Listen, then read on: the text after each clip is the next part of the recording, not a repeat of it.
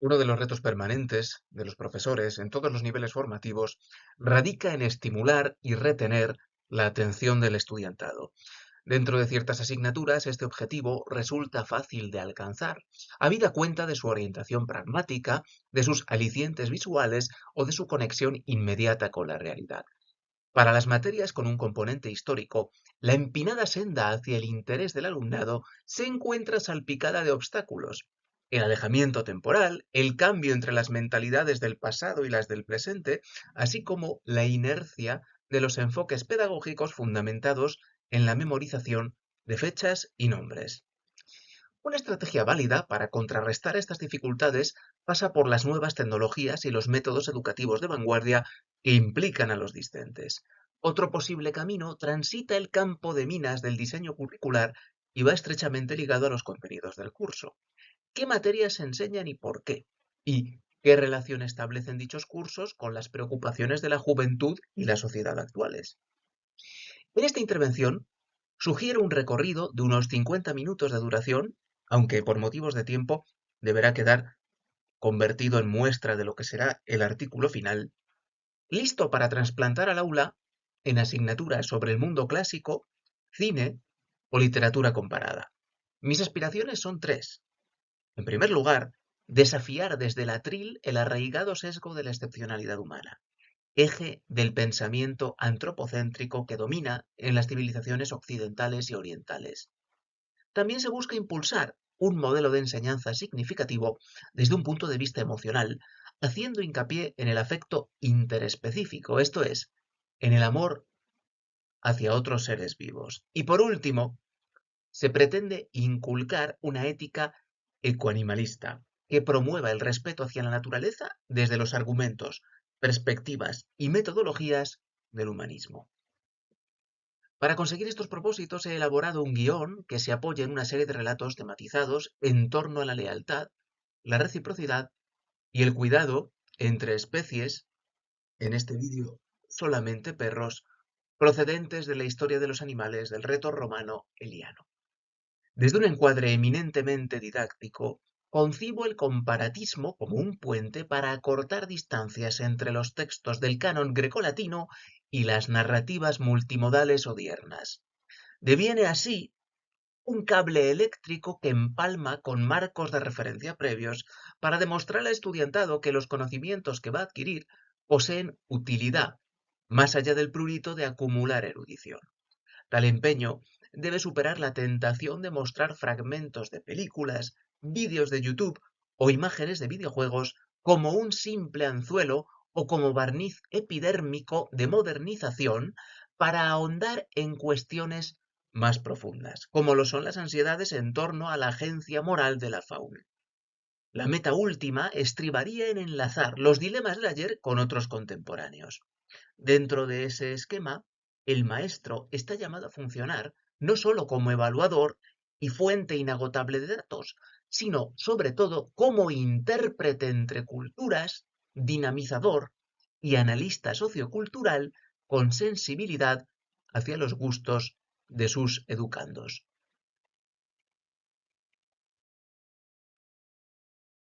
Fabiano no inventa narraciones ni sobresale como naturalista empírico al estilo de Aristóteles.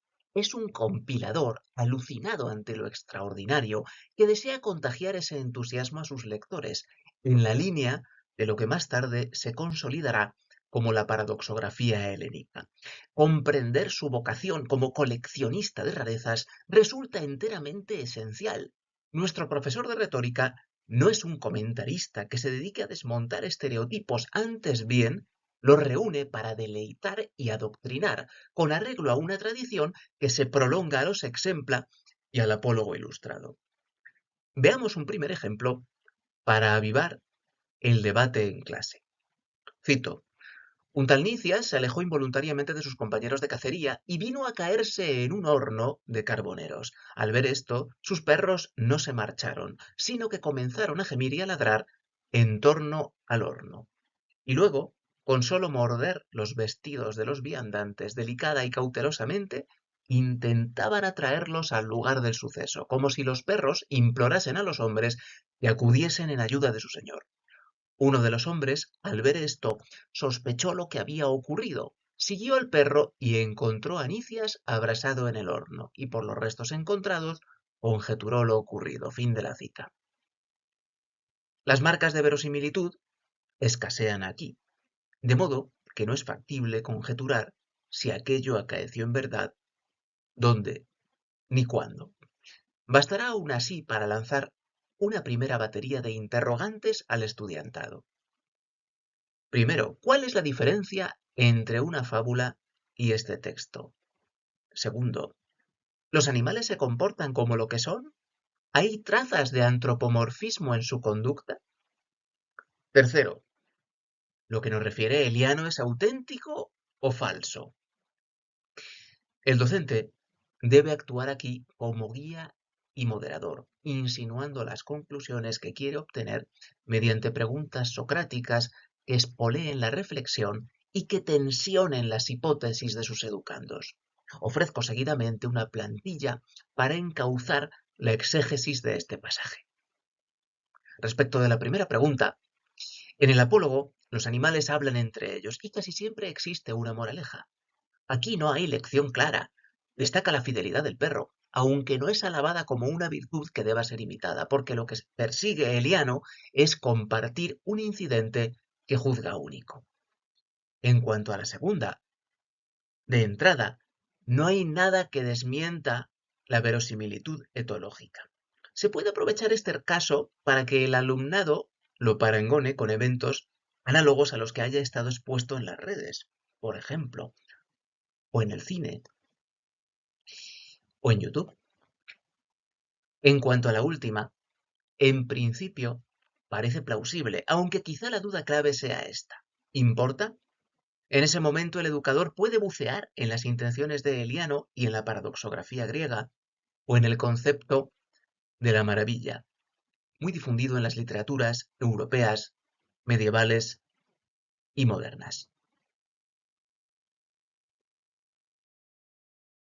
Hecho este repaso, conviene desplazarse al celuloide para introducir un clásico del cine familiar que logró acuñar la categoría de los films de niños con mascotas. Lassie, la cadena invisible, así como sus pródigas secuelas y derivados posteriores. Como si se tratase de un San Bernardo en pleno entorno pastoril británico, Lassie encabeza los rescates de su dueño Timmy en incontables ocasiones, dando la alarma a sus padres para que acudan en su socorro. Para convencerse de ello, será suficiente con contemplar los minutos 8 y 10 del vídeo que enlazo a la diapositiva, que se corresponde con el capítulo 223 de la serie iniciada en 1954. Por motivos de tiempo, no lo voy a reproducir, pero paso a comentarlo. Sus similitudes con el relato de Eliano saltan a la vista. De hecho, las desventuras de Timmy dieron origen a este cliché reiterado hasta la saciedad. Después de haber iluminado el contexto y tras haber reproducido el trozo del episodio arriba citado, al profesor le tocaría enunciar cuestiones como las siguientes.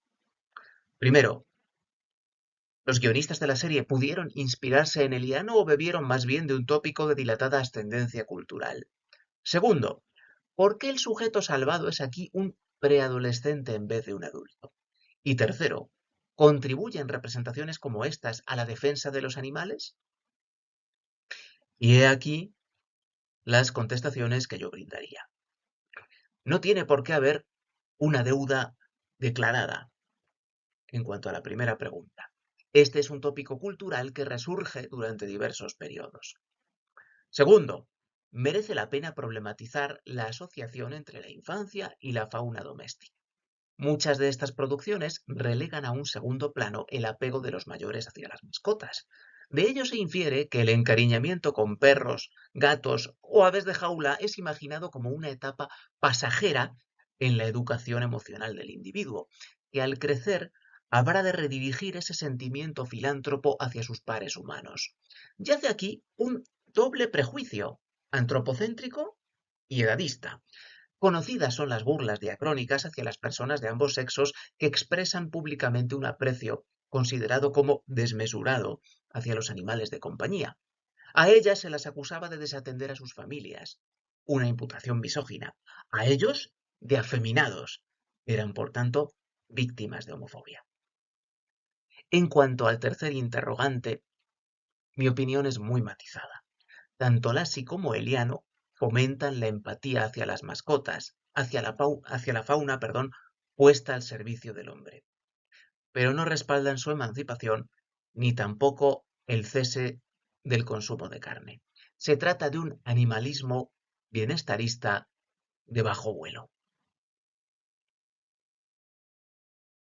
El último hito de esta travesía canina desemboca en el duelo. Copio una porción de una historia conmovedora no exenta de tintes fantásticos. Cito: en una de las guerras civiles de Roma, cuando el romano Galba fue asesinado, ninguno de sus enemigos fue capaz de cortar su cabeza, aunque eran muchísimos los que se disputaban este trofeo, hasta que, y este era el pretexto de su inhibición, no mataran al perro que permanecía a su lado, que habría sido criado por él y que continuaba demostrándole la lealtad y el afecto más grandes, y que luchaba en apoyo del muerto como si fuera su camarada en la guerra, partícipe de su misma tienda y amigo hasta el último momento. El epirota Pirro andaba su camino, cuando tropezó con el cadáver de un hombre asesinado y con su perro, que estaba al lado de su amo guardándole para que nadie añadiera a su muerte el ultraje. El perro llevaba 3 días sin probar bocado, ocupado en su constante y pacientísima vigilancia. Enterado Pirro de esto, se compadeció del muerto y ordenó que fuese enterrado. En cuanto al perro, mandó que fuese bien cuidado y le dio con su propia mano cuanto suele apetecer un perro: alimentos suficientes y capaces de granjearse con ellos su amistad y afecto. Y Pirro poco a poco se ganó la confianza del perro. Fin de la cita. Luego, el animal descubrirá a los asesinos de Galba para que sean ajusticiados, un motivo que ha sobrevivido con mutaciones desde el medievo y que convendría calificar como mito urbano. Desde un ángulo docente, lo que nos debería ocupar aquí es problematizar la credibilidad de este lance y, por extensión, el estatuto de verdad de las obras históricas. Y si, por una parte, que un perro identifique a los homicidas de su amo podría parecer asombroso, estas manifestaciones de fidelidad póstuma quedan acreditadas por cintas basadas en hechos reales como Siempre a tu lado, Hachiko, y por noticias periodísticas fidedignas como esta que condensa la vida de Canelo, el Hachiko español. Cito: en el año 1990, su dueño ingresó en el hospital para someterse a una diálisis. Esa mañana, el hombre y el perro se despidieron a las puertas del centro sanitario. Pero ese día algo fue mal, y el amo de Canelo nunca salió para reencontrarse con él. Canelo siguió esperando y lo hizo durante 12 años todos los días. En ese tiempo, llegó a ser denunciado y fue trasladado a la perrera hasta en 2 ocasiones, lo que provocó movilizaciones populares de vecinos y protectoras de animales, que finalmente consiguieron salvarlo. Canelo fue adoptado 2 veces, pero no quería otro hogar que no fuera el de su amo, por lo que tuvo que ser devuelto a la calle antes de que muriera de pena. Aunque no hay testigos ni testimonios, la leyenda dice que el dueño le dijo al animal en la puerta del hospital: espérame aquí. Canelo le esperó durante 12 años en los que no se movió del mismo lugar. Allí se acostumbró a dormir y a comer hasta que murió atropellado. Fin de la cita. Discursos como este juegan de manera sensacionalista con el componente sentimental, ensalzando un rasgo que se ha adjudicado desde siempre a esta especie. Pero puestos a desarticular el antropocentrismo, conviene preguntar en el aula: ¿cuántos casos inversos a este alcanzamos a enumerar? ¿Por qué no han llamado tanto la atención las personas que mueren de pena por la pérdida de sus mascotas? ¿Cómo se percibe este afecto en la sociedad? ¿Como algo excesivo o inapropiado? ¿Se acepta en la actualidad y en épocas pretéritas? La escasez de estos testimonios en Eliano se me antoja muy reveladora de los sesgos que señalaba antes. En conclusión, esta hoja de ruta verifica que la historia de los animales de Eliano constituye un archivo magnífico desde el que recapacitar sobre el antropocentrismo y el afecto entre especies. Desde el prisma de la formación universitaria, el elenco de textos y vídeos aquí glosados gravita en torno a un comparatismo concebido como linterna para alumbrar continuidades y discrepancias entre el pensamiento de la antigüedad y la cultura contemporánea.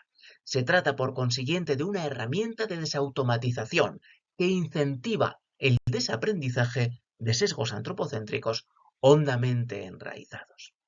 Y con esto concluyo mi presentación. Muchas gracias y quedo a su disposición para contestar cualquier duda.